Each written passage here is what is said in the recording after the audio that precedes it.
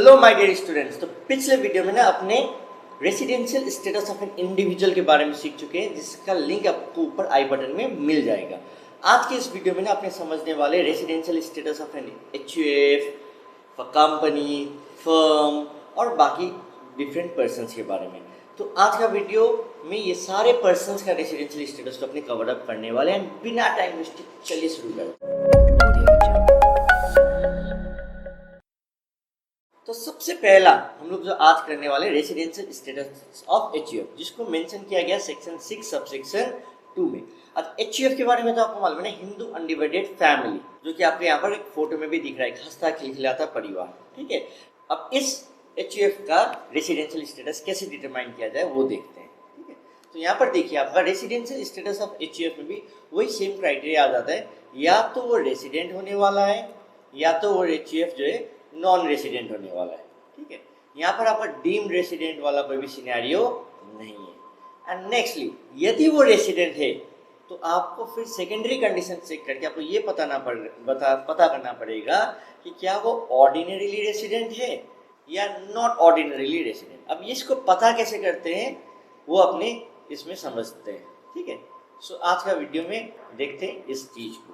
सो यहाँ पर ना ऑर्डिनरी और नॉट ऑर्डिनरी से पहले सबसे पहले यहाँ पर आपने जो देखते हैं basic condition for the HUF to be a resident. सबसे इंपॉर्टेंट चीज़ यहाँ पर जो है अपने को समझना है कंट्रोल एंड मैनेजमेंट। वो कहाँ से कंट्रोल किया जा रहा है, यदि होली या पार्शियली भी थोड़ा सा भी यदि इंडिया से कंट्रोल किया जा रहा है, then that HUF will be regarded as resident. यदि नहीं तब नॉन रेसिडेंट। ठीक है, सो ये एक सबसे इंपॉर्टेंट चीज है। Control and management is going to play a very significant role over here. आपको यहाँ पर समझना पड़ेगा कंट्रोल एंड मैनेजमेंट, यही है आपका बेसिक कंडीशन। ठीक है, सो कंट्रोल एंड मैनेजमेंट के ऊपर थोड़ा सा मैंने लाइन भी लिख दिया यहाँ पर, जैसे कि क्या है, control and management of affairs refers to the controlling and directing power, the head and the brain.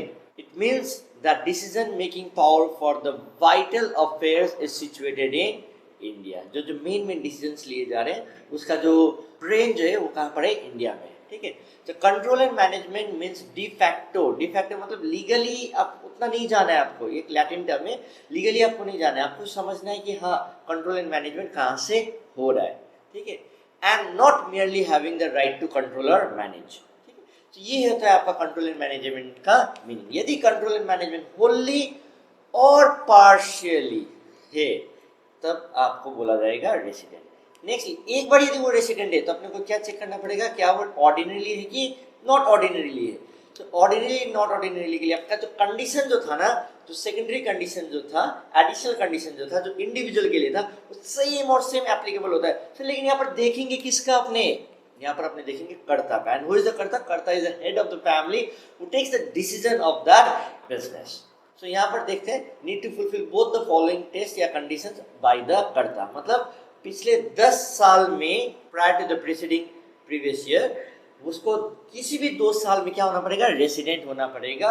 And 7 साल में आपको क्या होना पड़ेगा, 730 डेज इंडिया में डिसाइड करना पड़ेगा। यदि है तब वो कौन है, ordinarily resident. If not, not ordinarily resident. ये सब जानना बहुत जरूरी है अपने को। नेक्स्ट देखते हैं अपने रेसिडेंशियल स्टेटस ऑफ फर्म या एओपी, एसोसिएशन ऑफ पर्सन, या बीओआई। ये सब पर्सन्स के बारे में अपने डेफिनेशन पहले पढ़े हुए अपने। ठीक है, अब फर्म, एओपी और बीओआई का क्या होता है, मजेदार चीज सर, यहाँ पर ना ऑर्डिनरीली और नॉट ऑर्डिनरी चेक नहीं होता है। ऑर्डिनरीली और नॉट ऑर्डिनरीली का जो सिनेरियो है वो कहाँ पर आता है, इंडिविजुअल और एचयूएफ के केस में सिर्फ आता है।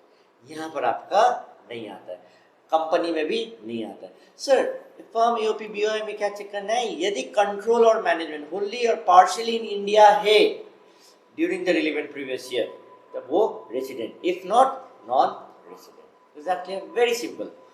नेक्स्ट आता है आपका residential status of a company. So इसमें भी आपका ऑर्डिनरीली और नॉट ऑर्डिनरीली का सिनेरियो नहीं होगा, सिर्फ और सिर्फ आपको रेसिडेंट और non resident. Sir Indian company यदि है तब वो रेसिडेंट है। Indian company is always a resident, is always regarded as a resident. Nextly, यदि वो नॉन इंडियन कंपनी है तब आपको देखना है प्लेस ऑफ इफेक्टिव मैनेजमेंट। यहाँ पर ना कंपनी का रेसिडेंशियल स्टेटस जानने के लिए आपको place of effective management is a very important की टर्म, POEM, पोएम। ठीक है, place of effective management exam 1-2 marks के लिए आ भी सकता है। प्लेस ऑफ इफेक्टिव मैनेजमेंट मतलब शैल मीन अ प्लेस वेयर की management and commercial decisions that are necessary for the conduct of the business of an entity as a whole are in substance made। ठीक है, यही होता है place of effective management. अब place of effective management India में है नहीं है तब तो कोई दिक्कत ही नहीं है। यदि place of effective management India में है और यदि टर्नओवर मोर देन 50 करोड़ से, टर्नओवर मोर देन 50 करोड़ से, तब उसको अपने मानेंगे रेसिडेंट। Is that clear? यदि 50 करोड़ से ज़्यादा है तो। और नॉन इंडियन कंपनी जिसका प्लेस ऑफ इफेक्टिव मैनेजमेंट बाहर है हो तो ऑब्वियसली नॉन रेसिडेंट हो गया। यदि place of effective management India में है और टर्नओवर 50 करोड़ से ज़्यादा है तब अपने रेसिडेंट, नहीं है तो non resident. I hope I made it very clear with respect to the residential status of HUF, firm, EOP, BOI and company. So please do like, comment, share and subscribe to the channel. So next class में अपने incidence of tax, scope of total income को अपने देखने वाले हैं, exam में आता है वो। So bye bye, take care, see you.